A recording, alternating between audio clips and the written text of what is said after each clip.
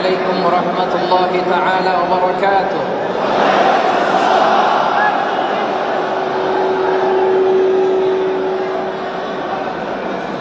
প্রিয় ভাইরা, সবাই কেমন আছেন?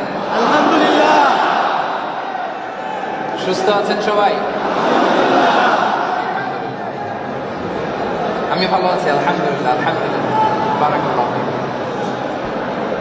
আমার প্রাণ প্রিয় কলেজার টুকরা দক্ষিণ আফ্রিকা প্রবাসী ভাইয়েরা, আপনাদের কাছে ছোট্ট একটা অনুরোধ করব, ছোট্ট।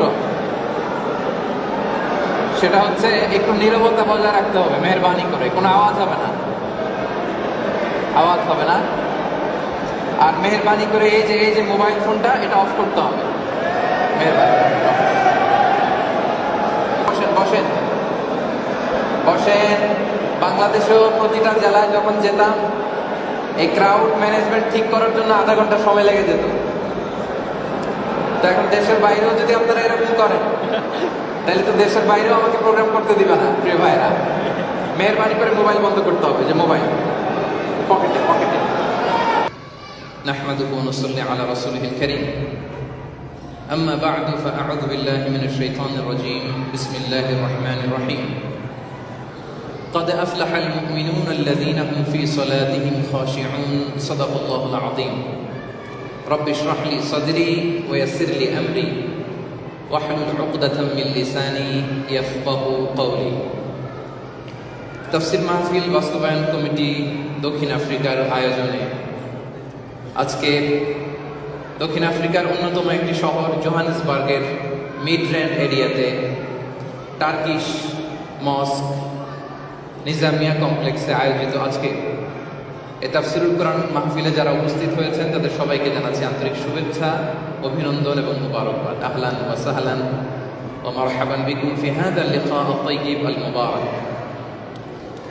আশা করছি আপনারা সবাই ভালো আছেন, সুস্থ আছেন, নিরাপদে আছেন, এবং আল্লাহ তাআলার কাছে এই দোয়াই করি, এই কামনাই করি যে আল্লাহ তাআলা আপনাদের সবাইকে ভালো রাখুন, সুস্থ রাখুন, নিরাপদে রাখুন, ঈমানের সাথে রাখুন। আমরা শুরুতেই আল্লাহ রাব্বুল ইজ্জত ওয়াল জালালের দরবারে শুকরিয়ার মস্তক অবনত করছি, লাখো কোটি কোটি শুকর এবং সুজুদ জানাচ্ছি যে আল্লাহ তাআলা আজকে আমাদেরকে পৃথিবীর সবচেয়ে শ্রেষ্ঠতম জায়গা আল্লাহর ঘর মসজিদে একত্রিত হওয়ার সুযোগ করে দিয়েছেন। আসুন আমরা হৃদয় নিংড়ানো মনের সবটুকুন ভালোবাসাকে উজাড় করে দিয়ে সিংহ শার্দুলের মতো গর্জন করে দেহের সবটুকুন শক্তি গলার এই মাঝ বরাবর এনে প্রাণ ভরে আওয়াজ করে সবাই পড়ি কালিমাতুশ শুকর, আলহামদুলিল্লাহ। সবাই পড়ুন রব্বানা লাকাল হামদ হামদান কাসীরান তাইয়িবান মুবারাকান ফীহি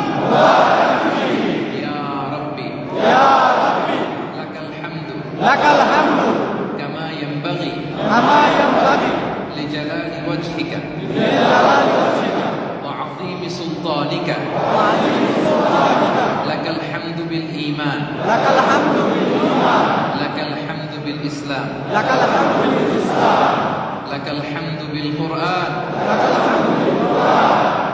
আল্লাহ রাব্বুল ইজ্জত ওয়াল জালালের দরবারে শুকরিয়া জ্ঞাপনের পাশাপাশি আমি আজকের এই প্রোগ্রামের যারা অর্গানাইজার, তাফসীর মাহফিল বাস্তবায়ন কমিটি দক্ষিণ আফ্রিকা, তাদেরকে অন্তরের অন্তঃস্থল থেকে শুভেচ্ছা জানাতে চাই যে প্রবাসে এত চমৎকার একটি কোরআনের মাজলিস তারা আয়োজন করে দিয়েছে। আলহামদুলিল্লাহ, আলহামদুলিল্লাহ। আজকের এই প্রোগ্রামে উপস্থিত আছেন দক্ষিণ আফ্রিকা প্রবাসী বাংলাদেশি ব্যবসায়ী ভাইয়েরা, চাকরিজীবী ভাইয়েরা, শ্রমজীবী ভাইয়েরা, ছাত্র ভাইয়েরা, বোনেরা, কচিকাচা সোনামণিরা, মিডিয়া, প্রেস, সাংবাদিক বন্ধুরা, ভলান্টিয়ার্স, সবাইকে আমি অন্তরের অন্তঃস্থল থেকে শুভেচ্ছা জানিয়ে শুরু করছি। বিশেষ করে I would like to thank specially to the Nizamia complex authority for providing us. Bishnu Islam বললেন, ওয়ামাতআমুহু হারাম, তার ইয়ারাব আর চোখের পানি দেখে তোমরা অবাক হয়েছো, কিন্তু যে খায় ও যা খায় এটা হারাম খায়। ওমাশরাবুহু হারাম, যা পান করে হারাম। মালবাসুহু হারাম, ওর গায়ের জামাটা হারাম। ওয়া গুযিয়া বিল হারাম, খাবার দাবার সবই হারাম, ফাআন্না ইউস্তাজাবু লাহ, তার দোয়া কেমন করে কবুল হবে? জিহাদের ময়দানে সর্বপ্রথম ওই যে পেছনে দাঁড়িয়ে দাঁড়িয়ে ভিডিও করতেছে মোবাইলে, না করার পরে শোনে না, এই যে পাশে যদি কাউকে দেখেন মোবাইল দিয়ে ভিডিও করে, এই আপনিই তো ভিডিও করতেছেন, এই আপনার আপনার দেখে দেখি বাকিরা মোবাইল বের করুন। জি, মোবাইল বের করুন। জিহাদের ময়দানে যে সাহাবী সর্বপ্রথম তীর মেরেছেন তার নাম সাআদ ইবনে আবি ওয়াক্কাস রাদিয়াল্লাহু তাআলা। তিনি বিশ্বনবীকে বললেন, ইয়া রাসূলুল্লাহ, উদউল্লাহ আইয়াজআলানি মুস্তাজাবাদ দাওয়া, হে নবী আপনি আমার জন্য দোয়া করেন আল্লাহ যেন আমাকে মুস্তাজাব দাওয়া বানায়। মুস্তাজাব দাওয়া মানে এমন ব্যক্তি যে ব্যক্তি দোয়া করতে দেরি কিন্তু সে দোয়া কবুল হতে দেরি হয়। বিশ্বনবী বললেন, ইয়া সাআদ, তোমার মুস্তাজাব দাওয়া হওয়ার বড় শখ, আতিব মাতাআমাক, যেটা খাবা হালাল খেও, তাকুন মুস্তাজাব দাওয়া, যেটা খাবে হালাল খেও, হালাল খেলেই তুমি মুস্তাজাব দাওয়া। সুবহানাল্লাহ বলবেন না? তাই হারামের সাথে আমাদের কোনো সম্পর্ক নাই। আমরা যেন হালাল উপার্জন করি, হালালের ভেতরে বরকত ঢুকিয়ে দিয়েছে কে? সম্মানিত ভাইরা, আপনারা ব্যবসায়ী, আল্লাহ তাআলা আপনাদেরকে সমৃদ্ধি দিয়েছেন, প্রাচুর্যতা দিয়েছেন। এই ব্যবসার মধ্যে যেন আমাদের কোনোভাবে হারাম না ঢুকে, কি না ঢুকে, খেয়াল রাখতে হবে। This is the first and foremost take away message today. আজকের প্রথম টেক অ্যাওয়ে মেসেজ হচ্ছে, সাংবাদিক ভাইদের জন্য সুবিধা করে দিচ্ছি রিপোর্ট করার জন্য। আজকের এই প্রোগ্রামের টেক অ্যাওয়ে মেসেজ হচ্ছে, মুসলিমের সাথে, একজন প্র্যাকটিসিং মুসলিমের সাথে হারামের কোনো সম্পর্ক কোনোভাবে থাকতে পারবে না। ইউর ফুড শুড বি হালাল, ইউর ড্রিঙ্ক শুড বি হালাল, ইউর ফ্যাশন শুড বি হালাল, ইউর এন্টারটেইনমেন্ট শুড বি হালাল। আপনার সব হালাল হইতে হবে। আল্লাহ তৌফিক দান করুন, পড়েন আমিন। দক্ষিণ আফ্রিকায় আরো একটা জিনিস আমাকে অবাক করেছে, সেটা হচ্ছে মসজিদ। সেটা কি? এই আজকের প্রোগ্রামে আসার আগেও কিন্তু আমি এখানে সালাত করেছি। আমার আরেক জায়গায় একটা মিট আপ ছিল, ওখানে যাওয়ার পথে আমাকে বললো যে এখানে চল মাগরিব করি, ফেরার পথে। আমি কিন্তু এই মসজিদে মাগরিবের সালাত আদায় করেছি গতকাল না পরশু দিন। তো সুবহানাল্লাহ, আমি অবাক হয়েছি যে দক্ষিণ আফ্রিকায় এত চমৎকার চমৎকার মসজিদ আছে। বিশেষ করে ইন্ডিয়ান মুসলিমদের তৈরি করা কিছু মসজিদ দেখে আমি হতবাক, অবাক হয়েছি, অভিভূত হয়েছি। সুবহানাল্লাহ, এত চমৎকার ইন্টেরিয়র ডিজাইন, এত ওয়েল অর্গানাইজড ম্যানেজমেন্ট। সুবহানাল্লাহ। তো দক্ষিণ আফ্রিকার লোকদের যদি থাকতে পারে, ইন্ডিয়ানদের যদি থাকতে পারে, বাংলাদেশিদের একটা থাকা উচিত না বলেন? এত এত ব্যবসায়ী, সম্পদশালী, আপনারা প্রভাবশালী, আমাদের তো এরকম কোনো মসজিদ নেই। কি বলেন, আমাদের একটা মসজিদ থাকার দরকার আছে না নাই? তো আপনাদের কমিউনিটি নেতৃবৃন্দের সাথে এই ইস্যুটা নিয়ে আমি আলাপ করেছি এবং প্রাথমিকভাবে পর্যালোচনা হয়েছে, সিদ্ধান্ত হয়েছে যে এটা নিয়ে আমরা কাজ করব। যেহেতু আমাদের অর্থের, ফান্ডিং এর কোনো অভাব নেই, অনেক অর্থ আল্লাহ তাআলা আমাদেরকে দিয়েছে। তো আমরা প্রাথমিক এই আলোচনা করেছি যে এখানে বিশাল একটা ল্যান্ড আমরা পারচেজ করে অন্যান্য কমিউনিটির মতো আমাদের নিজস্ব একটা মসজিদ আমরা স্থাপন করবো এখানে ইনশাআল্লাহ। আপনাদের অর্থায়নে আপনাদের মসজিদ, ছোটখাটো বিল্ডিং এর নিচে কোন একটা পাড়ায় মসজিদ, ওই চিপার ভিতরে মসজিদ, এরকম না।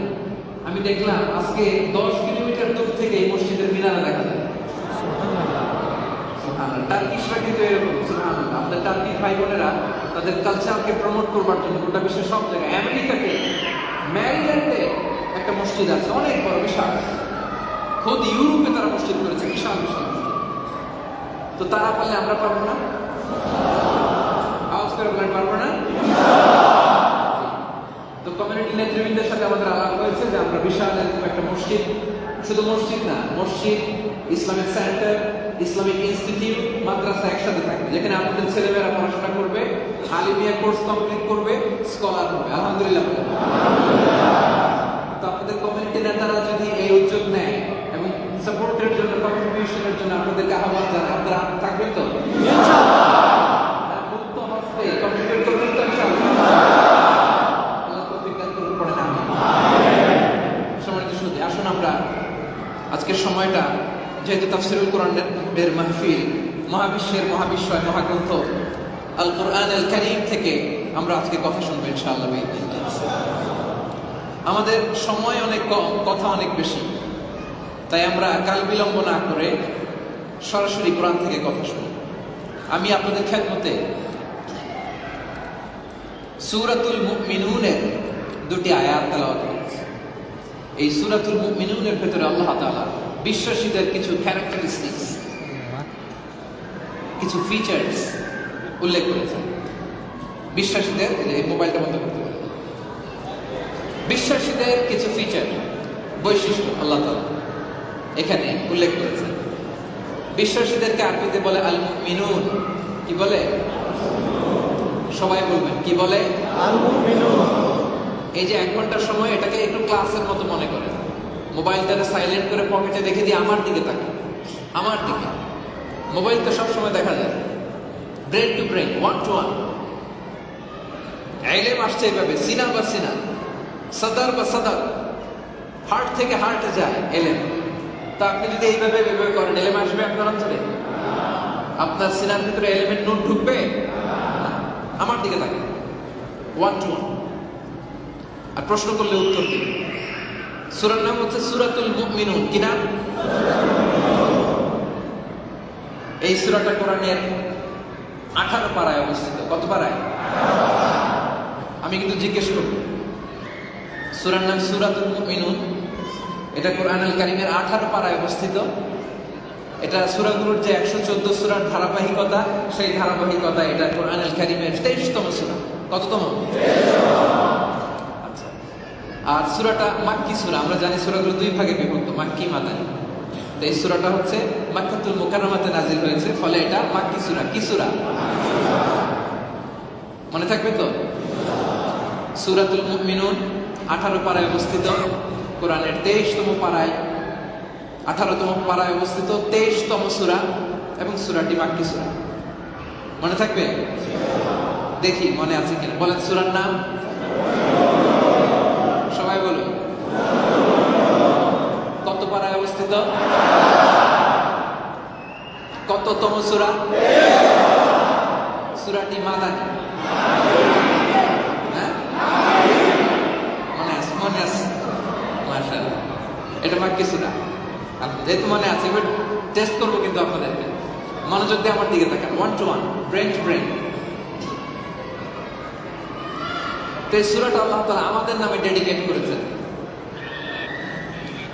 এই দেশের প্রেসিডেন্ট রামাফোসা, উনি যদি আমাকে কল করে, কেমন লাগবে আপনার? আপনাকে যদি কল করে, এই দেশের একটা সড়ক যদি আপনার নামে দেয়, আপনার নামে ডেডিকেট করে, কেমন লাগবে? আর মালিকুল আমলাক, রাজা ধীরাজ, সব রাজার বড় রাজা, মহারাজা আল্লাহ সুবহানাহু ওয়া তাআলা আমাদের নামে এই সূরাটা ডেডিকেট করেছেন। সূরাতুল মুমিনুন, বিশ্বাসীদের নামে সূরা। বিশ্বাসীদের বিপরীত হচ্ছে অবিশ্বাসী, যাদেরকে বলে আল কাফিরুন। এই নামেও একটা সূরা আছে না নাই? সূরাটার নাম কি? সূরাতুল কুল ইয়া আইয়ুহাল। তাহলে বিশ্বাসীও পাইলাম, অবিশ্বাসীও পাইলাম, মুমিনও পাইলাম, কাফিরও পাইলাম। আরেক দল আছে, এরা মুমিনও না, কাফিরও না, নেহি এদার নেহি ওদার, তার মিয়ান মে সাদার বাদার। এরকম আছে না নাই? যে এদিকে বৃষ্টি, ওইদিকে ছাতা। আছে? আছে। উপরে ফিটফাট, ভিতরে সদরঘাট। সদরঘাট তখন ফিটফাট হয়ে গেছে। এরা উপরে ফিটফাট, ভেতরে সদরঘাট। এরা মুমিনও না, কাফিরও না। এরা কারা? মুনাফিক। এদের নামে সূরা আছে না নাই? সূরার নাম সূরাতুল মুনাফিকুন। তাহলে আমরা পেলাম সূরাতুল মুমিনুন। ক্লাস চলতেছে কিন্তু, ক্লাস আবার ধরবো। কানগুলো খরগোশের কানের মতো খাড়া করে আমার দিকে তাকান। সূরাতুল মুমিনুন, সূরাতুল কাফিরুন, সূরাতুল মুনাফিকুন। মনে থাকবে? আচ্ছা, সূরাতুল মুমিনুনের প্রথম 10 আয়াতের তাফসীর আমরা শুনব। এই আয়াতের নাজিলের একটা ব্যাকগ্রাউন্ড আছে। মুসনাদে আহমদ ইবনে হাম্বলে বর্ণিত হয়েছে, ওমর ফারুক বলেন, বিশ্বনবীর কাছে যখন কোরআন নাজিল হতো, মাঝে মাঝে আমরা মৌমাছির ভনভন আওয়াজ শুনতে পেতাম। কিসের আওয়াজ? একদিন আমরা বিশ্বনবীর সাথে বসা, হঠাৎ দেখলাম মৌমাছির ভনভন আওয়াজ। আমরা খুঁজতে আরম্ভ করলাম, মৌমাছি কই, মৌমাছি কই, না তো কোনো মৌমাছি নাই। বিশ্বনবীর সাথে সাথে ইস্তাকবালাল কেবলা, কেবলামুখী হলেন। যখন কোরআন নাজিল হতো উনি কেবলামুখী হয়ে গুরু গম্ভীর হয়ে বসে যেতেন, কেবলামুখী হয়ে কোরআনের ওহী রিসিভ করবার জন্য। ওমর ফারুক বললেন, আমরা বুঝলাম এটা মৌমাছি না, এটা জিবরিল আলাইহিস সালাম কোরআন নাজিল করছে। পড়েন সুবহানাল্লাহ। অনেকগুলো পদ্ধতিতে বিষ্ণু ইসা ইসলামের কাছে কোরআন নাজিল হতো। একটা হচ্ছে মিসলা সালসালাতিল জারাস, ঘন্টার ধ্বনির ন্যায়, লাইক রিংিং দ্য বেল। আমাদের দেশে আগে প্রাথমিক বিদ্যালয়ে আমরা যখন ক্লাস করতাম, একটা ক্লাস শেষ হয়ে আরেকটা ক্লাস শুরু হবে, বুঝতাম কিভাবে বলেন তো? একটা মারলে 1 ঘন্টা, দুইটা মারলে 2টা, 3 ঘন্টা, 3টা মারলে 3টা, আর অনেকগুলো যখন মারতে আরম্ভ করে তার মানে ছুটি। তো বিষ্ণু ইসা ইসলামের কাছে কোরআন আসতো এই ঘন্টার ধ্বনির ন্যায়, রিংিং বেল। এইভাবে ওহী রিসিভ করতে বিশ্বনবীর বড্ড কষ্ট হতো। আম্মা জান আয়েশা বলেন, এইভাবে যখন কোরআন নাজিল হতো, শীতের রাতে আমরা কাঁপতাম, কিন্তু বিশ্বনবী ঘেমে একাকার। এই কোরআনকে রিসিভ করতে না জানি কতই না কষ্ট সয়েছেন বিশ্বনবী। তাহলে ঘন্টার ধ্বনির মতো কোরআন নাজিল হতো। 2 নাম্বার, মৌমাছির ভনভন আওয়াজে কোরআন নাজিল হতো। মনে হয় যে ভ ভ মৌমাছি, আসলে মৌমাছি রে, কোরআন নাজিল হচ্ছে। আবার জিবরাইল আলাইহিস সালাম নিজে আসতেন নিজ সূরাতে, এভাবে 2 বার এসেছিলেন, একবার হেরা গুহায়, একবার সিদরাতুল মুনতাহাতে। বিষ্ণু ইসলাম 2 বার জিবরিল আলাইহিস সালামের নিজ আকৃতিতে তাকে দেখেছিলেন। ওনার 600 ডানা, 600 পাখা। মাঝে মাঝে তিনি মানুষের সূরাতে আসতেন, ওইভাবে কোরআন নাজিল হতো। এইভাবে অনেক পদ্ধতিতে কোরআন নাজিল হতো। ওমর ফারুক বলেন, একবার দেখলাম মৌমাছির শব্দ, খুঁজে দেখি মৌমাছি নাই। বিশ্বনবী কেবলামুখী হলেন, গুরু গম্ভীর হয়ে বসলেন। হঠাৎ তিনি চোখ খুলে হেসে দিলেন, আমাদের দিকে তাকিয়ে বললেন, এইমাত্র কালামুল্লাহ মাজিদের একটা সূরা প্রথম 10 আয়াত নাজিল হয়েছে, এবং এই 10 আয়াতের ভেতরে বিশ্বাসীদের 7টা গুণের কথা বলা হয়েছে। কয়টা? সবাই বলুন। 7টা। বিষ্ণু বললেন, মান আকামাহুন্না দাখালাল জান্নাহ। যে ব্যক্তি এই 7টা বৈশিষ্ট্য নিজের মধ্যে ধারণ করবে, সে জান্নাতের অধিবাসী হবে। তাও যেন তেন অধিবাসী না। আল্লাযীনা হুমুল ওয়ারিসুন আল্লাযীনা ইয়ারিসুনাল ফিরদাউস হুম ফিহা খালিদুন। জান্নাতুল ফিরদাউসের ওয়ারিস হয়ে যাবে। ওয়ারিস বুঝেন? ওয়ারিস, হ্যাঁ, ওয়ারিস মানে কি? ওয়ারিস মানে সে নিজ টাকা দিয়ে কিনছে, বাবার কাছ থেকে পাইছে। বাবার কাছ থেকে ইনহেরিটেন্স পেয়েছে। বাংলাদেশে দেখবেন জমি জমার মধ্যে লেখা থাকে ক্রয় সূত্রে সাইনবোর্ডে, এই জমির মালিক আব্দুল্লাহ, মানে টাকা দিয়ে কিনছে। আবার কখনো কখনো কোনো সাইনবোর্ডে লেখা থাকে ওয়ারিস সূত্রে, এই জমির মালিক আব্দুর রহমান, তার মানে এটা কিনছে, এটা পাইছে, এটা কি বাবার কাছ থেকে পেয়েছে। আল্লাহ বলেন, আল্লাযীনা ইয়ারিসুনাল ফিরদাউস হুম ফিহা খালিদুন। এই 7টা গুণ যার মধ্যে থাকবে, দুনিয়াতে বাবা মারা গেলে ছেলে যেমনি বাবার সম্পদের জমিনের ওয়ারিস হয়, এই 7টা গুণ যার মধ্যে থাকবে, সে জান্নাতুল ফিরদাউসের ওয়ারিস হয়ে যাবে। শুনবেন এই 7টা গুণের কথা শুনবেন। তাহলে আসুন আমরা কাল বিলম্ব না করে শুরু করি। আউযু বিল্লাহি মিনাশ শাইতানির রাজীম। বিসমিল্লাহির রহমানির রহিম। বিতাড়িত শয়তান থেকে আল্লাহ তাআলার কাছে পানাহ চাচ্ছি, পরম করুণাময় অসীম দয়ালু আল্লাহর নামে শুরু করছি। আল্লাহ বলেন, ক্বাদ আফলাহাল মুমিনুন আল্লাযীনা হুম ফি সালাতিহিম খাশিউন। সফল হয়েছে তারা, ঈমান এনেছে যারা। সফলতার মাপকাঠি আল্লাহ তাআলা এই আয়াতে দিয়েছেন ঈমান, বিশ্বাস। বিশ্বাস বড় দামি জিনিস। বিশ্বাসে মিলায় বস্তু, তর্কে বহুদূর। এই জন্য বিশ্বাসের দরকার আছে না নাই? এই পৃথিবীটা চলেই বিশ্বাসে, প্রিয় ভাইয়ের। এই যে আপনারা তো ভালো বুঝবেন, পার্টনারশিপ বিজনেস, এটা চলে কেমনে বলেন তো? আপনার পার্টনারকে যদি বিশ্বাস না করেন, ব্যবসা চলবে? আচ্ছা, লাইফ পার্টনার, দম্পতি, একে অপরের প্রতি বিশ্বাস না থাকলে সম্পর্ক টেকে? এই যে দেখবেন ধরেন যে ঢাকা থেকে কক্সবাজারে গ্রিন লাইন বাস যাবে, টিকিট কেটে যাত্রীরা যে বাসে বসে লম্বা ঘুম দেয়, এবারে যে ঘুম দিছে ড্রাইভারের চিনে? কথা বোঝে নাই, ড্রাইভারের চিনে? অ্যাসিস্ট্যান্টকে চিনে? তো এই ড্রাইভার যদি ঢাকা থেকে কক্সবাজারের টিকিট কাটছে, কক্সবাজার না নিয়ে যদি যশোর নিয়ে যায়, রাত 10টায় উঠে বেচারা ঘুম, সকালে উঠে থেকে ঠিকই কক্সবাজার। তো যে রাতে ঘুমটা দিছে কিসের উপর ভিত্তি করে বলেন? বলেন বলেন। বিশ্বাস, বিশ্বাসে মিলাই বস্তু তর্কে। আপনার কলিজার টুকরা, আদরের সোনামণি, নয়নমণি ছোট্ট বাচ্চাটাকে দেখবেন, অনেক বাচ্চাকে কোলে তুলে বাবা এরকম শূন্যে ছুড়ে মারে, হ্যাঁ, আবার আবার ধরে আবার, আর বাচ্চা খিলখিল করে হাসে। দেখছেন? দেখছেন? বাচ্চা হয়েছে আপনাদের? হ্যাঁ, আলহামদুলিল্লাহ। যাদের সন্তান আছে তাদের অভিজ্ঞতা আছে, ছোট্ট সোনামণিদের এরকম কোলে তুলে ছুড়ে মারলে খিলখিল করে হাসে। আচ্ছা বলেন তো, ওরা যে উপরে ছুড়ে মারলেন, ও যদি মাটিতে পড়ার অবস্থাটা কি হবে? হাতও ভাঙবে, পাও ভাঙবে, তারপর হাসে, খিলখিলিয়ে হাসে, মন ভোলানো তার হাসি। কিসের উপর ভিত্তি করে হাসে? ওর বিশ্বাস আমার আব্বু আমাকে ছেড়ে দিবে। আব্বু ছুড়ে মারছে ঠিকই, আবার কোলে তুলে নেবে। সুবহানাল্লাহ বলবেন না? এজন্য বিশ্বাসের দাম বেশি না কম? বেশি।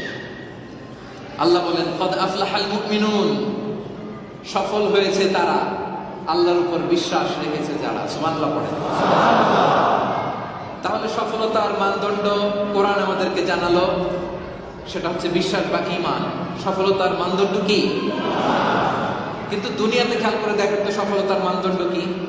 কাকে আমরা সফল বলি? বলেন, সফল কারা? এই যে যাদের টাকা আছে, টাকা যার বেশি সে বড় সফল, সাকসেসফুল ইন লাইফ, বলে না? কারো কাছে টাকা হচ্ছে প্যারামিটার সফলতার, আমাদের কারো কাছে দাপট ক্ষমতা হচ্ছে প্যারামিটার সফলতার। যার ক্ষমতা বেশি সে বড় সফল। বর্তমান সময়ে যার সোশ্যাল মিডিয়াতে ফলোয়ার বেশি, অনেকে মনে করে সে সফল। আবার অনেকের কাছে বা আগের যুগে ছিল শক্তি, শৌর্য, বীর্য, যার গায়ে জোর বেশি সে সফল।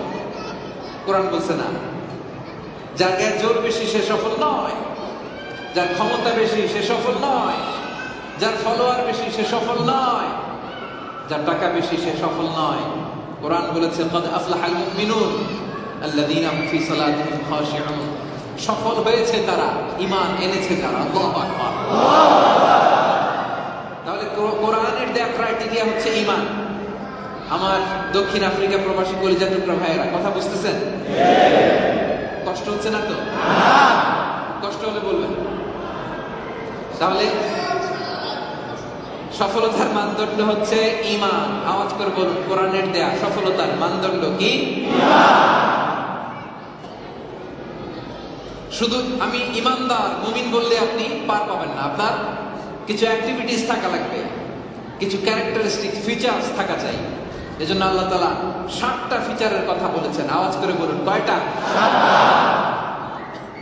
আল্লাহ বলেন 1 নম্বর ফিচার, যদি আসলেই তুমি দুনিয়া আখিরাতে সফল হতে চাও, 1 নম্বর ফিচার হচ্ছে আল্লাযীনা হুম ফি সালাতিহিম খাশিউন। বিশ্বাসী বান্দার প্রথম বৈশিষ্ট্য হচ্ছে তারা যখন নামাজে দাঁড়ায় আল্লাহু আকবার বলে, তখন তারা খাশিউন, very humble, submissive, successful indeed are the believers who offer their prayers, their salah with full of solemnity and submission. তারা যখন নামাজে দাঁড়ায়, দিন দুনিয়ার কোনো হিসাব হুঁশ তার আর থাকে না। এটা হলো প্রথম গুণ। নিজের সাথে মিলায় নেন। এই গুণ আপনার আছে কি নাই আমি হাত তুলতে বলবো না, নিজেকে জিজ্ঞেস করেন, আস্ক ইউরসেলফ, যে আমরা যখন নামাজে দাঁড়াই আমাদের এরকম হয় কিনা। আল্লাযীনা হুম ফি সালাতিহিম খাশিউন, বিশ্বাসীরা যখন নামাজে দাঁড়ায় দিন দুনিয়ার হুঁশ থাকে না। খাশিউন, তারা ধীর স্থির ভাবে তাদের ধ্যান, তাদের মন, তাদের প্রাণ সব আল্লাহর দিকে রুজু হয়ে যায়। সুবহানাল্লাহ। তাহলে সালাত আদায় করতে হবে খুশু খুদুর সাথে। আমরা যখন নামাজে দাঁড়াই, নামাজও পড়ি, দোকানের হিসাবও মিলাই, আছে না নাই? দক্ষিণ আফ্রিকায় নাই, অন্য জায়গায় করে আর কি, হ্যাঁ দেখছেন, আমি আপনাদেরকে বাঁচায় দিতে চাইছি, এরা কে আছে? অনেকে বলে হুজুর সারাদিন যেটা মনে পড়ে না নামাজে দাঁড়াইলেই আছে। আল্লাহ বলে আল্লাযীনা হুম ফি সালাতিহিম খাশিউন, বিশ্বাসীরা যখন নামাজে দাঁড়ায় তারা ধীর স্থির ভাবে দাঁড়ায়।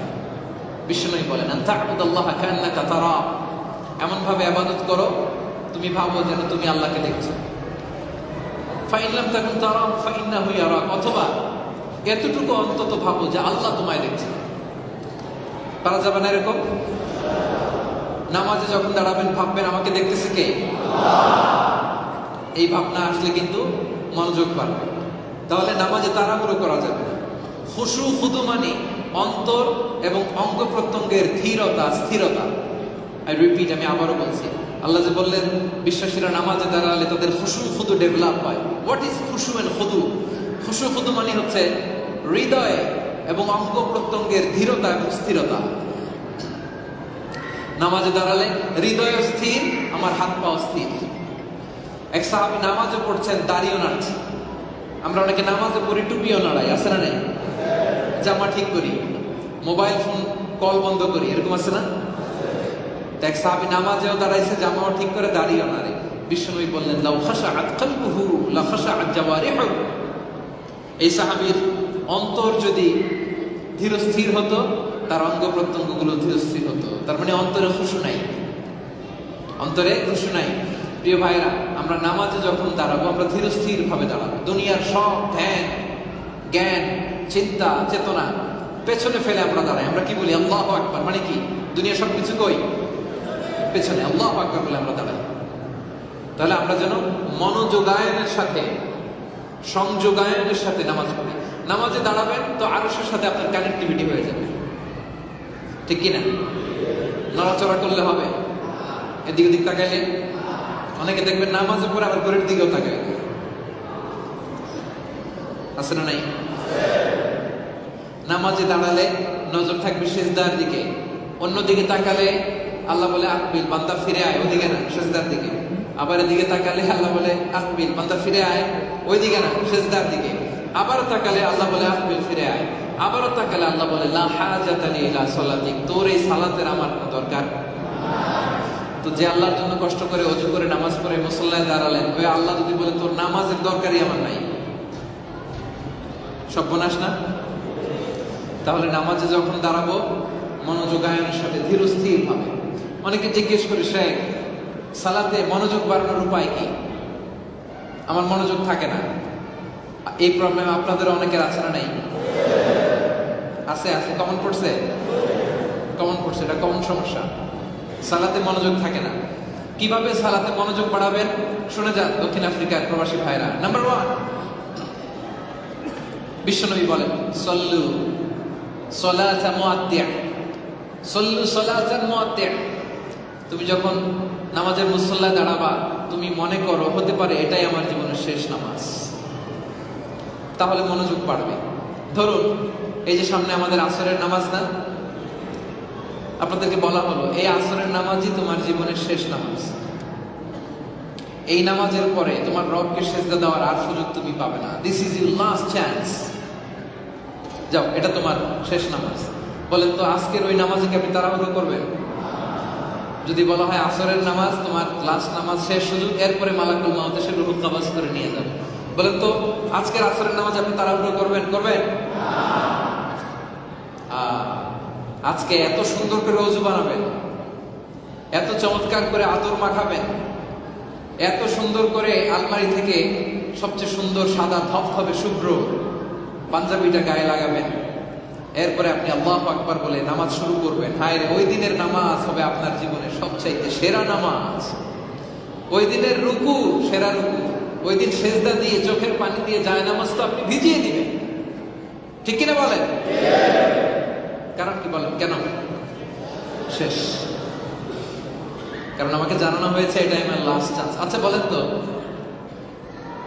এই যে আমরা বসে তাফসীর শুনছি, আরো আধা ঘন্টা বেঁচে থাকবো, কোনো গ্যারান্টি আছে? আরো 10 মিনিট এই যে বসে আছি, দাঁড়াতে পারবো, গ্যারান্টি? আরে দাঁড়ানো তো দূর কি বা, শ্বাস যেটা ফেললাম এটার আবার নিতে পারবো, গ্যারান্টি? তো বাস্তবতা যখন এমন, তখন প্রতিটা নামাজে এটা ভাবতে দোষ কোথায়? কি বলে? প্রত্যেকটা নামাজে, যায় নামাজে দাঁড়িয়ে তো আমার এটাই ভাবা উচিত, এটা আমার জীবনের শেষ নামাজ হতে পারে। This could be the last and final prayer in our life. Perform the salah as if this is our last and final prayer. এমন ভাবে নামাজে দ্বারা ভাবো হতে পারে এটাই আমার জীবনের শেষ নামাজ। আজ থেকে নামাজের মুসল্লা দাঁড়ালে এরকম ভাবতে পারবেন? হ্যাঁ, ভাবতে পারবেন? মোবাইল বন্ধ। হ্যাঁ, পারা যাবে? আজকে থেকে যায় নামাজে দাঁড়ালে এটা ভাববেন? কি ভাববেন বলেন? এটাই হতে পারে আমার জীবনের শেষ নামাজ। This could be the last and final prayer in my life. আর হয়তো আমার রবকে সেজদা দিতে পারবো। এই ভাবনাটা যদি ভাবেন, দেখবেন ওই দিন আর তাড়াহুড়ো নাই, ওই দিন আর দোকানের হিসাব মাথায় আসে না, ওই দিন আর খেলার চিন্তা নাই, সাউথ আফ্রিকা জিতলো নাকি পাকিস্তান হারলো, ঠিক কিনা বলেন? ওই দিন আপনার মনোযোগ বাড়বে। এটা হচ্ছে টিপস নাম্বার 1। টিপস নাম্বার 2, তা'দীলুল আরকান। নামাজের কিছু তা'দীলুল আরকান আছে, এগুলো আদায় না করলে সেজদা দিতে হয়। এই তা'দীলুল আরকান আপনি করবেন। ধীরস্থির ভাবে সালাত আদায় করতে হবে, তাড়াতাড়ি করে নামাজ পড়া যাবে না। There is no rushing in সালাহ, নো হ্যাস্টিনেস ইন সালাহ। নামাজে তাড়াহুড়ো নাই, ধীরস্থির ভাবে আপনি করবেন। এক সাহাবী নামাজে দাঁড়ালেন, নামাজ শেষ করে নবীকে সালাম দিলেন। নবী বললেন, সল্লি ফা ইন্নাকা লাম তুসল্লি। নামাজ পড়ো, আবার হয় নাই। Go back and repeat your salah because you didn't offer your salah in a correct way, in a proper manner. আবার পড়ো, নামাজ হয় নাই তো। ওই সাহাবী আবার পরে এসে আবার সালাম দিলেন। নবী আবার একই কথা বলেন, সল্লি ফা ইন্নাকা লাম তুসল্লি। যাও, নামাজ পড়ে আসা হয় নাই। উনি আবার বললেন, আসলেন, নবী আবারও একই কথা বললেন। এইবার তিনি কাচুমাচু হয়ে বলে, ইয়া রাসূলুল্লাহ, আমি এর চেয়ে ভালোভাবে আর পড়তে জানি না, এর চেয়ে ভালো আর পড়তে পারি? বিষ্ণু ইসলাম এবার তাকে ডাকলেন, ডেকে এনে শিখাই দিলেন, যখন নামাজে দাঁড়াবা, কেরাত পড়বা ধীরস্থির ভাবে, রুকুতে যাবা হাত্তা তাতমাইন্না রাকিআন, রিল্যাক্সের সাথে যাবা। নামাজ মানে হচ্ছে রিল্যাক্স। আওয়াজ করে বলেন, রিল্যাক্স। যখন সালাতে যাবেন রিল্যাক্সের সাথে, ধীরস্থির ভাবে। রুকু থেকে সোজা হয়ে দাঁড়িয়ে তারপরে সেজদায় যাওয়ার কথা। রুকু থেকে সোজা হয়ে 2-1 সেকেন্ড দাঁড়িয়ে তারপরে সেজদায় যাওয়ার কথা। অনেকে দেখবেন রুকু থেকে কোন রকম মাথাটা তুলে সেজদায় যায়। কমন পড়ে? 9%। 2 সেজদার মাঝখানে সোজা হয়ে 2-1 সেকেন্ড বসতে হবে। একটা সেজদা দিয়ে রিল্যাক্সের সাথে ধীরস্থির ভাবে বসবেন, তাসবিহ পড়বেন, এরপরে আরেক সেজদা। অনেকে দেখবেন সেজদা একটা দিয়ে কোন রকম মাথা উঠায় আবার মুরগির মতো আরেকটা ঠোকর মারে, এরকম আছে না? নেই? এমন করা যাবে? তাড়াহুড়ো করা যাবে না। বিষ্ণু বললেন, সবচেয়ে বড় চোর যে নামাজে চুরি করে। সাহাবীরা বললেন, ওয়া কাইফা ইয়াসরিকু ফিস সালাহ, হে নবী নামাজে কিভাবে চুরি করে? বিষ্ণু বললেন, ইয়াসরিকু ফি রুকুইহি ওয়া সুজুদি, রুকু সেজদা চুরি করে। লা ইউজিবু রুকুআহা ওয়া সুজুদা, তার রুকু সেজদা সে ঠিকমতো দেয় না। বিষ্ণু ইসলাম যখন রুকু দিতেন, বিশ্বনবী রুকু দিলে ওনার রুকুর পিঠটা কত চমৎকার ছিল জানেন? সাহাবারা বলেন, বিশ্বনবী রুকু দিলে বিশ্বনবীর রুকু দেওয়া পিঠটা এত চমৎকার স্ট্রেট ফরওয়ার্ড ছিল, লাউ সাব্বা আলাইহিল মা লাস্তাকার, পানি ভর্তি কোন গ্লাস যদি বিশ্বনবীর রুকু দেওয়া পিঠের উপর রাখা হয়, গ্লাসটাও নড়বে না, পানিটাও পড়বে না। এত আস্তে সুবহানাল্লাহ।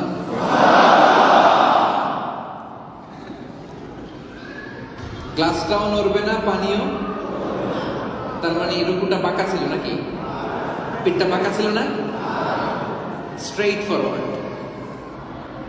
বিষ্ণু ইসলাম উনার তাহাজ্জুদের সালাতে সিজদায় এত লম্বা সিজদা দিতেন, কোরআনের 50টা, অন এন অ্যাভারেজ 50টা কোরআনের আয়াত পড়তে যত সময় লাগে, বিষ্ণু ইসলামের তাহাজ্জুদের সময় এক একটা সিজদার ডিউরেশন ঠিক ছিল তত লম্বা।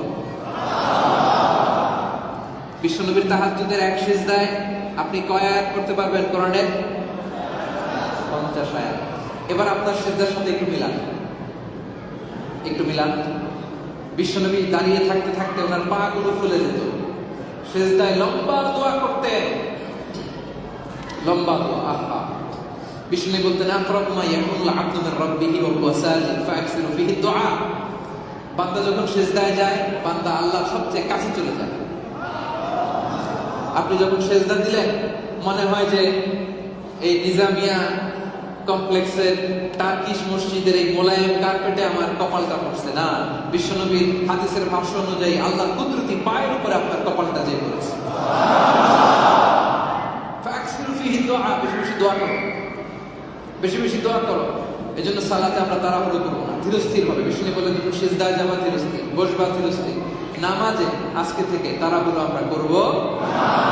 আর বিষ্ণু বলেন ইযা উকিমাতিস সালাতু ফালা তা'তুহা তাসআউন ওয়া আতুহা তামশুন আলাইকুম বিস-সাকিনাহ ফামা আদরাকতুম ফাসাল্লু ওয়া মা ফাতাকুম ফাতিম্মু। যখন নামাজ শুরু হয়, তুমি নামাজ পাও নাই, ওই নামাজ পড়ার জন্য দৌড় দিবা না।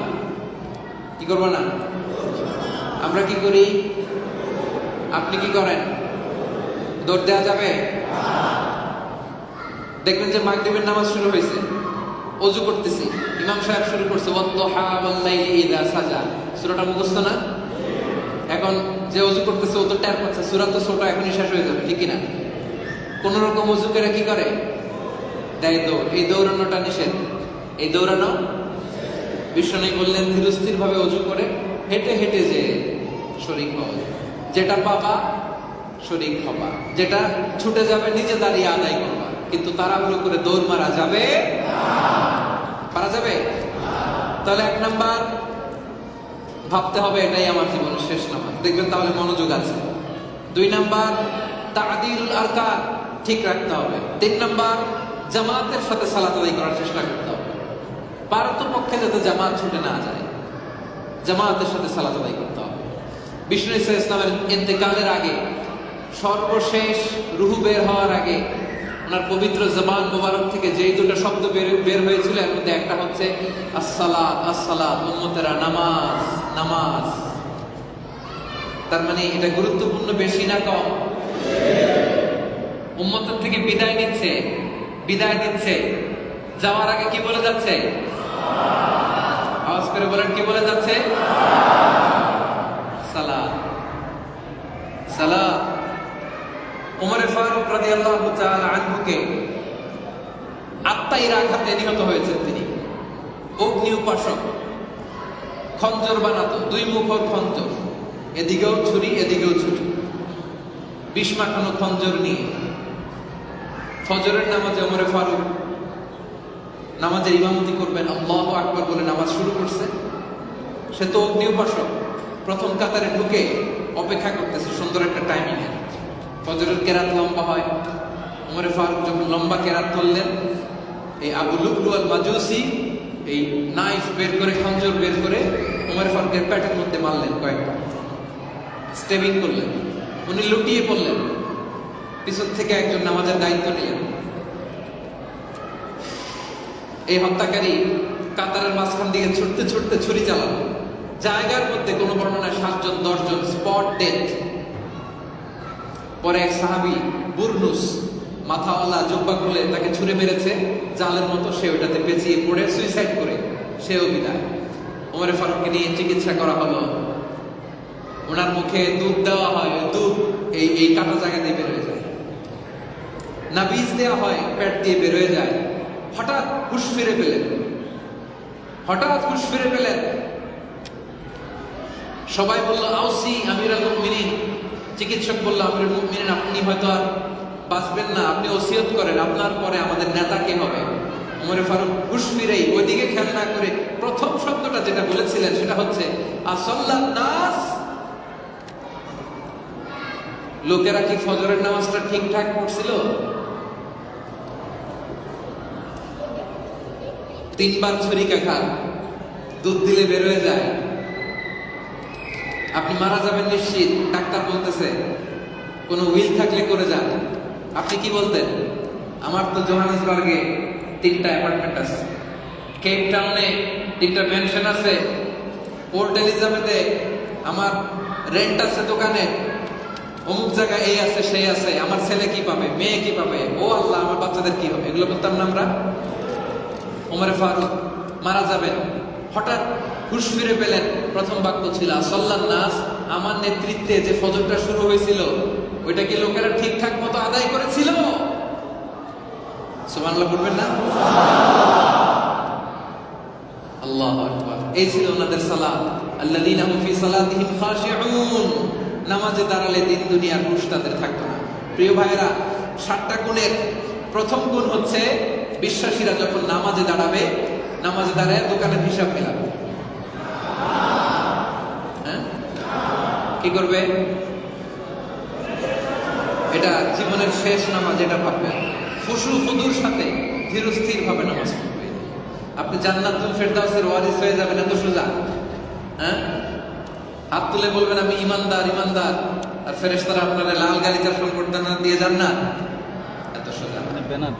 তাহলে নামাজ যখন দাঁড়াবো ধীরস্থির ভাবে আমরা সালাত আদায় করব। পারা যাবে? পারা যাবে? 7টার মধ্যে কয়টা গেল বলেন? কয়টা? আপনাদের কষ্ট হচ্ছে না? মনোযোগ আছে না গেছে? তাকবীর পড়েন, লিল্লাহি তাকবীর। সবাই গলা ছেড়ে দিয়ে পড়ুন, লিল্লাহি তাকবীর, লিল্লাহি তাকবীর। বিশ্বাসীদের 2 নম্বর বৈশিষ্ট্য, ওয়াল্লাযীনা হুম আনিল লাগwi মু'রিদুন। বিশ্বাসীরা অনর্থক কথা কাজ থেকে বিরত থাকে। কয় নাম্বার চলতেছে? সবাই বলে নাই। শেষে কিন্তু পরীক্ষা আছে, সব শেষে কিন্তু ধরবো আবার। প্রথমটা ছিল নামাজে ধীরস্থির ভাবে তারা সালাত আদায় করে। 2 নম্বরে অনর্থক কথা কাজ থেকে। বিশ্বাসীরা অনর্থক কথা বলে না, কাজে জড়ায় না। বিশ্বনবী বলেন, মিন হুসনি ইসলামিল মারই তারকুহু মা লা ইয়ানি। মোবাইল নামাবেন, মোবাইল ওই যে। মিন হুসনি ইসলামিল মারই তারকুহু মা লা ইয়ানি। ব্যক্তির ইসলামের সৌন্দর্য হচ্ছে ব্যক্তি অনর্থক কোনো কথা কাজে জড়ায়, অনর্থক কথাও বলে না, অনর্থক কাজও করে না। এবার নিজের সাথে মিলান যে অনর্থক কথা আমরা বলি কিনা। বলি? একসাথে যদি 2 বাংলাদেশি আমরা হই, হ্যাঁ, রাজনীতি, অর্থনীতি, সমাজনীতি, ওর বাড়িতে কি, ওই ঘরে কি, ওর কি সমস্যা, ওর কি আছে না নাই? হালাল ওয়েতে গীবত শুরু করে কিভাবে জানেন? বলে যে বললে তো গীবত হয়ে যায়, তারপরও বলি আপনারে, না বললে হয়। বাক্যটা বুঝতে পারছেন? এটা হালালাইজ করার একটা পদ্ধতি। বললে তো বুঝতেছে ভালোই, বললে যদি গীবত হয়ে যায় ওটা বলবেন না। বলবেন ওর এই সমস্যা, ওর এই সমস্যা, আপনার কি সমস্যা ওটা কোন আগে। যে নিজের সমালোচনা করে সে সর্বাপেক্ষা বুদ্ধিমান, ঠিক কিনা বলেন? আল্লাযীনা হুম আনিল লাগwi মু'রিদুন। বিশ্বাসীরা অনর্থক কথা বলে না, অনর্থক কাজ করে না। যা বলে ওই কাজে সওয়াব হয়, যা শুনে সওয়াব হয়। যা মনে চায় বিশ্বাসীরা শুনতে পারে। আপনি চাইলে হিন্দি গান শুনতে পারবেন? আওয়াজ করে বলেন। যেন কানে শুনি সদা তোমার কালাম, এ খোদা চোখে যেন দেখি শুধু কুরআনের আয়াত, শোনো আমারে মুনাজাত। পারেন সবাই? একসাথে পড়েন, শোনো শোনো ইয়া ইলাহি আমারে মুনাজাত, শোনো আমারে মুনাজাত। পড়েন আমিন। তাহলে মুমিন কান দিয়ে যা মনে চায় শুনবে না, মুখ দিয়ে যা মনে চায় বলবে। মা ইয়ালফিযু মিন কাওলিন ইল্লা লাদাইহি রাকীবুন আতীদ। কারণ বিশ্বাসীরা জানে তার মুখনিসৃত যে শব্দই বেরোয় এটা লিখে রাখার জন্য রাকিব আতীদ স্পেশাল দুইজন অবজার্ভার ফেরেশতা আল্লাহর পক্ষ থেকে নিয়োজিত আছে না নাই বলেন? মন চাইলেই যা মনে চায় আপনি বলতে পারবেন না, যা মন চায় বলতে পারবেন না, লিখতেও পারবেন না। এখন তো ফেসবুকের যুগ, কমেন্ট বক্সে মাশাআল্লাহ আছে না নাই? কি বক্স? যা মনে চায় লিখে না, এটার ব্যাপারে আল্লাহ আপনার করবে কি বললেন, কি কমেন্টস করলেন, আল্লাহ লিখলেন। টাকা দিছে ক্যাসিনো নিয়ে ওয়াকুল্লু শাইইন আহসাইনাহু ফি ইমামিন, মাঝানো বাইছে ব্যানারটা ভিডিও রেকর্ডার দিয়ে আল্লাহ সব রেকর্ড করে রাখে। আপনার হাত সাক্ষী দিবে, পা সাক্ষী দিবে, মুখ সাক্ষী দিবে। খবরদার বলার আগে ভাবুন, লেখার আগে ভাবুন। মাঝানো উপর দাঁড়ানো তো থাকে। ঠিক আছে, ওয়াল্লাযীনা হুম আনিল লাগবি মুরিদুন, বিশ্বাসীরা যে কাজে নিজের কল্যাণ, মানুষের কল্যাণ, গণমানুষের কল্যাণ, পুরো উম্মাহর কল্যাণ, মুমিন ওই কাজে এঙ্গেজ হয়। আজে বাজে অনর্থক কাজে, ওই কাজে মুমিনকে খুঁজে পাওয়া যায় মনে যেন থাকে। ওয়াল্লাযীনা হুম আনিল লাগবি মুরিদুন। অনেকে দেখবেন আপনার সাথে আপনি ঝগড়া করতে চান না, অনর্থক কথা বলতে চান না, পায়ে পাড়া দিয়ে ঝগড়া করে আসরা নেই। আপনার কমেন্ট বক্স ধুয়ে দিবে, একেবারে গালি দিবে, বিভিন্ন ট্যাগ লাগাবে। এখন তো ট্যাগের সংস্কৃতি আছে না নাই? বিশ্বনবীকেও দিত, এখনো দেয়, একটু সিস্টেম ভিন্ন হয়েছে। বিশ্বনবীরে বলতো জাদুকর, বিশ্বনবীরে বলতো কবি, বিশ্বনবীকে বলা হতো সাহের মানে জাদুকর, বলা হতো শায়ের মুহাম্মদ তুমি কবি, বলা হতো কাহেন মুহাম্মদ তুমি গণক, বলা হতো মজনুন মুহাম্মদ তুমি পাগল। নাউজুবিল্লাহ বলবেন না? এখনো আপনারে বলবে ব্যাকডেটেড, ব্যাকডেটেড, মৌলবাদী আছে না নাই? রাজাকার আছে না নাই? আপনার মন মতো হয়েছে আপনি মুক্তিযোদ্ধা।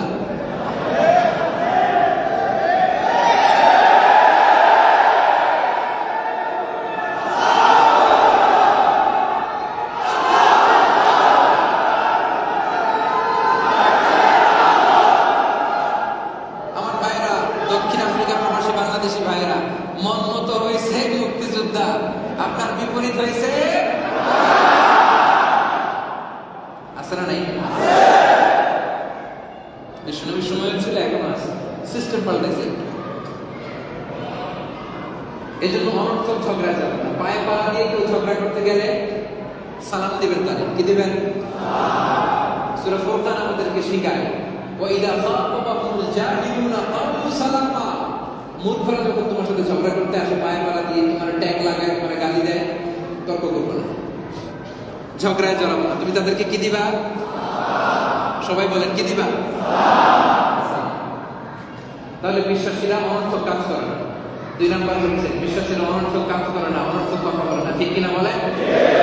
কয়টা গেছে? সবাই বলেন। 3 নাম্বার ওয়াল্লাযীনা হুম লিয-যাকাতি ফাঈলুন, বিশ্বাসীরা যাকাত দেয়। এইবার আসছে ওয়াজ।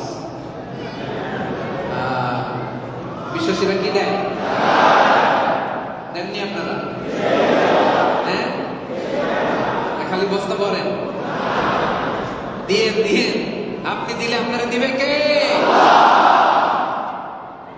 আনফিক ইয়া ইবনা আদম উনফিক আলাইক। হাদিসে কুদসিতে আল্লাহ বলেন, এই বনি আদম দাও দাও, তুমি দিলে আমি তোমারে দেব। দিলে বাড়ে না কমে? একটু খেয়াল করে বুঝেন। 5 কেজির একটা বস্তা ধরে রাখছেন, আচ্ছা এটা ধরে রাখলে আরেকটা নিতে পারবেন? দিলাম একজনকে, এবার 10 কেজির একটা নেওয়া যাবে, ঠিক কিনা বলেন? 10 কেজির বস্তা নিয়ে ধরে আছেন, এটা আর কাউরে দিব না, তো বড়টা নেওয়া যাবে?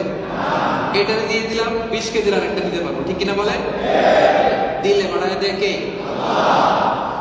ইসলাম চায় সম্পদের যে তারল্য, লিকুইডিটি, মানি লিকুইডিটি, এটা সবার হাতে হাতে চলে যায়। কাইলা ইয়াকুনা দুলাতান বাইনাল আগনিয়াই মিনকুম, সম্পদ যাতে সমাজের এক শ্রেণীর হাতে কুক্ষিগত না থাকে। রাস্তার এক পাশে 5 তলা, এক পাশে গাছতলা, এটা ইসলাম দেখতে চায় না। ওয়াফি আমওয়ালিহিম হাক্কুল লিসাইলি ওয়াল মাহরুম।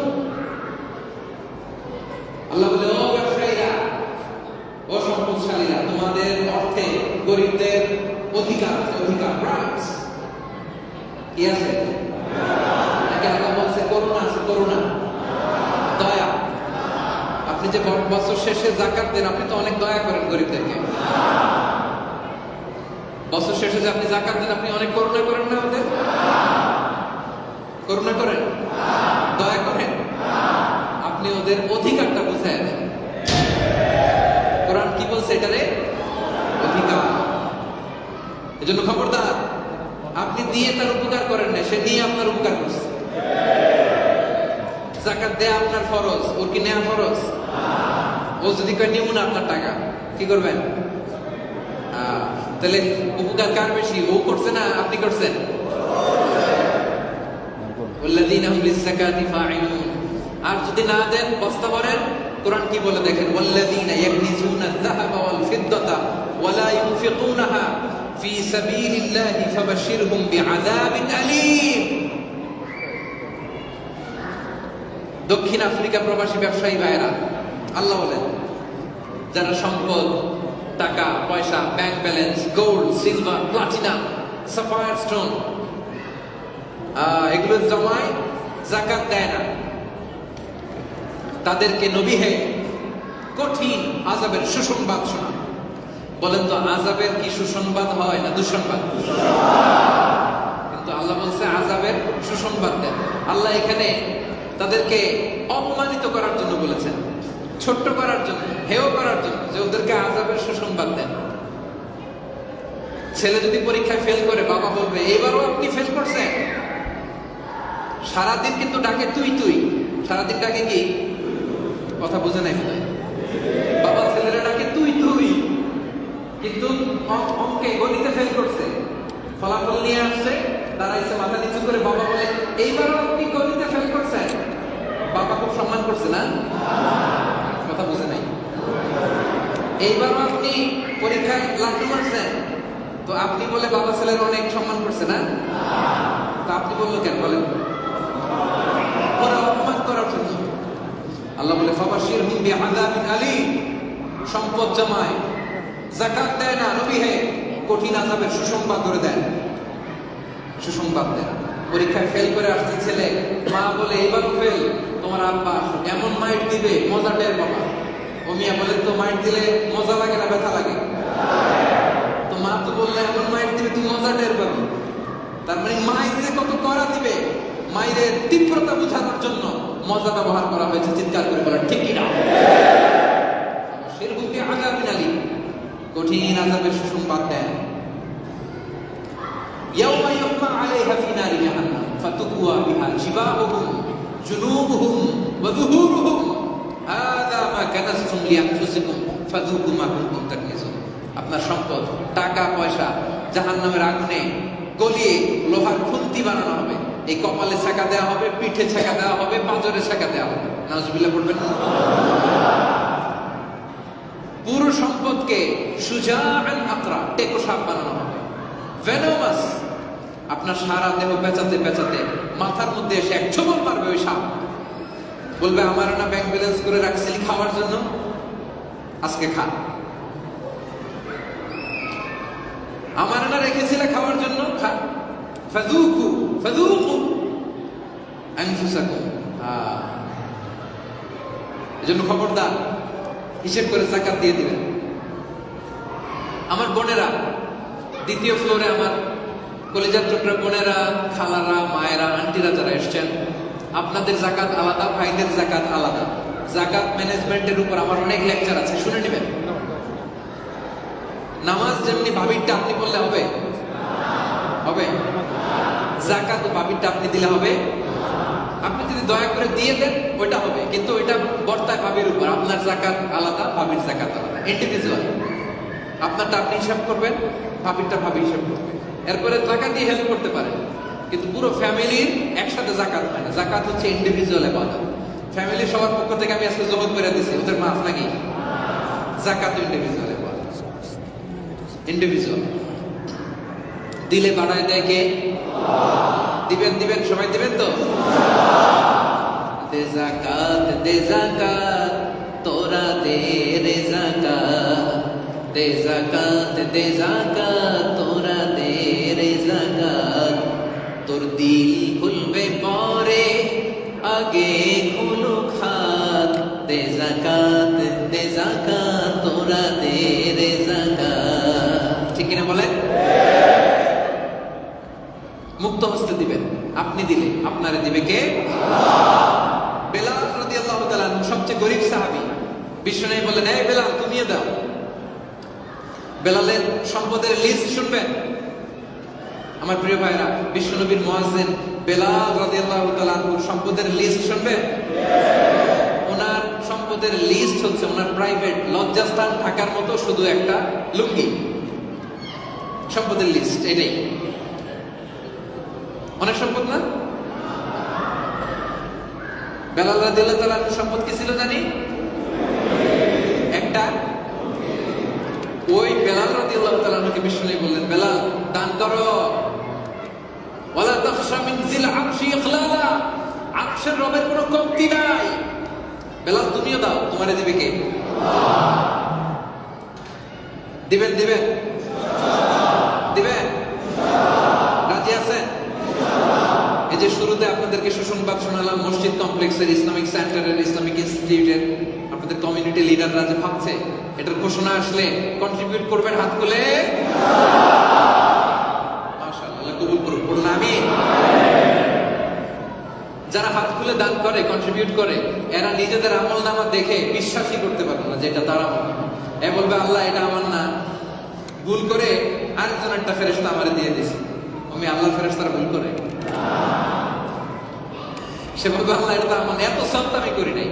আচ্ছা আমি কি সওয়াব করছি, কি আমল করি, আমার একটা হিসাব আছে না? আছে না নিজের একটা? আল্লাহ বলবে না এটা তোমার। সে বলবে, আল্লাহ আমার তো একটা হিসাব আছে, এই সওয়াবের পাহাড় তো আমি দুনিয়াতে করতে গিয়ে আমি করি নাই। আল্লাহ বলবে, ওই যে দান করছিলাম নিজামিয়া মস্কের কথা শুনে, নিজামিয়া কমপ্লেক্সের ওই দানের আলোচনা শুনে, বাংলাদেশি মসজিদের জন্য যে প্রাণ খুলে ডোনেট করেছো, ওইটারে আমি আল্লাহ বড় করছি। গরুর মালিক, ওটের মালিক, ওটের বাচ্চা হইলে বড্ড খুশি হয়, ওটারে পেলে বসে খাইয়ে দাইয়ে নাদুস নুদুস করে বড় করে। আল্লাহ বলে, গাভীর মালিক বাচ্চা হইলে এটারে খাওয়ায় দাওয়ায় জন্য বড় করে মোটা তাজা করে। আমি আল্লাহ তোমার ছোট্ট দাঁতটাকে পেলে বসে মোটা তাজা করতে করতে উহুদ পাহাড়ের সমান বড় হয়ে তোমার আমলনামায় বান্দা ঢুকাই দিচ্ছে। দিতে রাজি আছেন? তাহলে 3 নাম্বার বৈশিষ্ট্য হলো বিশ্বাসীরা প্রাণ খুলে দান করে তারা যাকাত দেয়। কটা গেল? 1 নাম্বার জানি কি ছিল?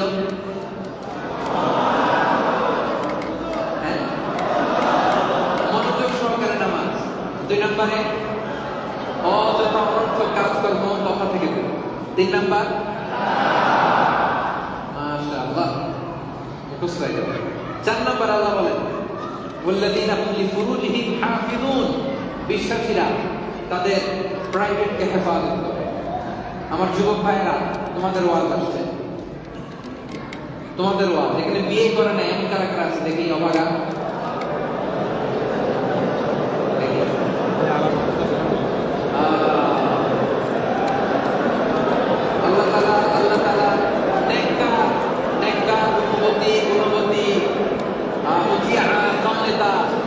স্ত্রী দম্পতি আল্লাহ তোমাদেরকে ব্যবস্থা করে দিন।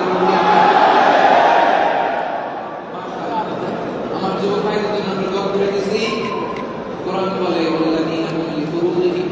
আওয়াজ নাই আমার দিকে, আমি এখনই শেষ করে দিব, সময় হয়ে গেছে।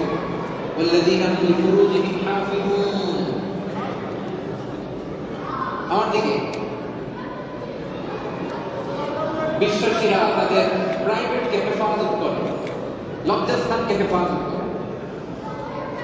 বিশ্বনবী বলে, কান দুটো খরগোশের কানের মতো খারাপ করে শুনে। বিশ্বনবী বলে, মাইয়াত বান্দি মা বাইনা রিজলাইহি ওয়া মা বাইনা লিহিয়াইহি আতমান লাহুল জান্নাহ।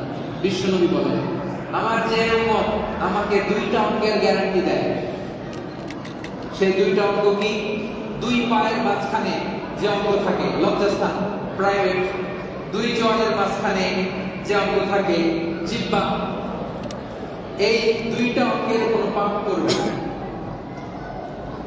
প্রাইভেট আর টান, এই দুইটা কোনো পাপ করবে না। এই গ্যারান্টি যদি আমার কোনো উম্মত আমার দেয়, আমি তারে জান্নাতের গ্যারান্টি দিই। এই জন্য নজরকে হেফাজত করতে হবে। আমার কলিজার টুকরা দক্ষিণ আফ্রিকার প্রবাসী যুবক ভাইরা, এটা মাল্টিকালচারাল দেশ, অনেক কালচারের মানুষ আছে, তারা যাবে আসবে, নারীরা বিভিন্ন পোশাকে, চোখ করে যেতে পারে, স্বাভাবিক, আমাদের চোখ করবে, কিন্তু নজরটা আবার ফিরায় আনতে হবে কষ্ট করে। নজর একবার পড়ে গেলে কোনো গুনাহ নাই, নজর ফিরায় আনবো, আবার তাকালে গুনাহ আছে না নাই? বিষ্ণু বলেন লা তুতবি'ন নাজরাতান নাজরা, একবার যদি নজর পড়ে আবার নজর দিবা না। খবরদার, মোবাইল ফোনে অশ্লীল দৃশ্য দেখা যাবে না, অশ্লীল ভিডিও দেখা যাবে না।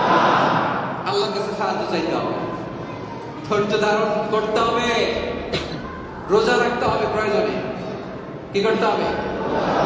এই যে ধৈর্য ধারণ করবা আমার যুবক ভাইয়েরা, তোমার জন্য জান্নাতের অ্যাপার্টমেন্টকে রেডি করতেছে কে? যে ধৈর্য ধরে তাকে আল্লাহ ধৈর্যের তৌফিক দেয়। পারা যাবে? ধৈর্য ধরার তৌফিক আমরা একজনের কাছে চাইবো, তিনি কে? ধৈর্য ধারণ করার শক্তি দাও গো মেহেরবান, আমায় দাও গো মেহেরবান। ধৈর্য ধারণ করার শক্তি দাও গো মেহেরবান, আমায় দাও গো মেহেরবান। বুকের ভেতর ব্যথার নদী বইছে অবিরা, বইছে বইছে অবিরা।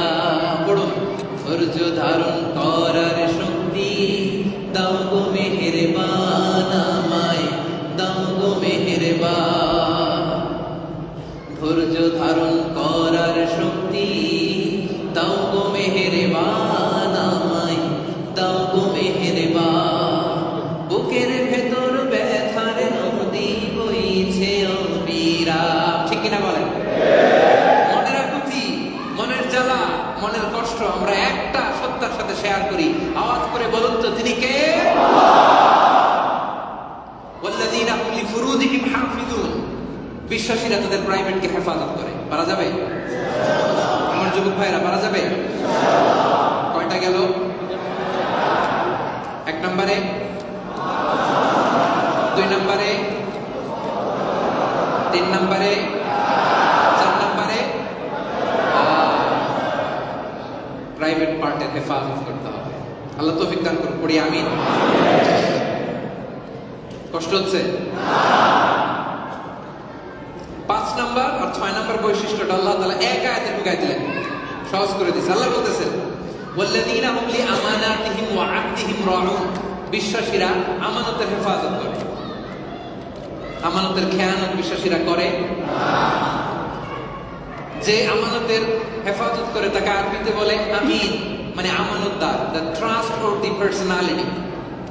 আমিন, আমিন শব্দের সাথে আলিফ লাম লাগালে কি হয়? আল আমিন।